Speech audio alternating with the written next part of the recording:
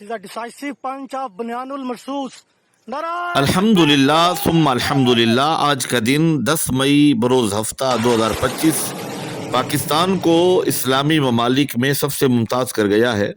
اس وقت پاکستان اسلامی ممالک میں سب سے ممتاز حیثیت اختیار کر چکا ہے۔ ہمارے بزرگ یہ بتا گئے ہیں کہ یہ قدرت کے حسین رازوں میں سے ایک راز ہے۔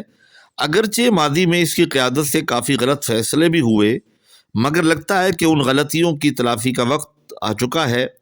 اذان فجر کے ساتھ نعرہ تکبیر اور پھر گھوڑے میدان میں اتارنا، سورۃ الصف کی آیت نمبر 4 سے بنیان مرصوص کا اخذ کرنا، جرأت و بہادری کی نئی تاریخ رقم کرنا، دفاعی اقدام سے اٹھ کر اقدامی انداز اختیار کرنا، اپنی تاریخ کو غوری، ابدالی اور خالد بن ولید کے نام سے منسوب کر کے غیرت کا مظاہرہ کرنا، معذرت خواہانہ رویہ ترک کر کے بدلہ لینے کا عزم مصمم اور عملی قدم اٹھانا، پاک فوج کا تمام جنگی مہارتوں میں عمدہ کارکردگی دکھانا، پوری قوم کا اپنے فروعی، صوبائی، لسانی اور سیاسی اختلافات پس پشت ڈال کر کفر کے خلاف، یہود و ہنود کے خلاف سیسا پلائی دیوار بن کر کھڑے ہو جانا، یقیناً اس میں عقل مندوں کے لیے بہت بڑی نشانیاں ہیں۔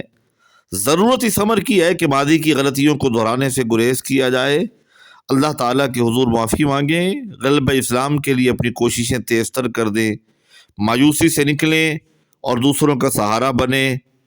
اللہ کریم امت مسلمہ کا حامی و ناصر ہو۔ پاکستان زندہ باد، پاک افواج پائند آباد۔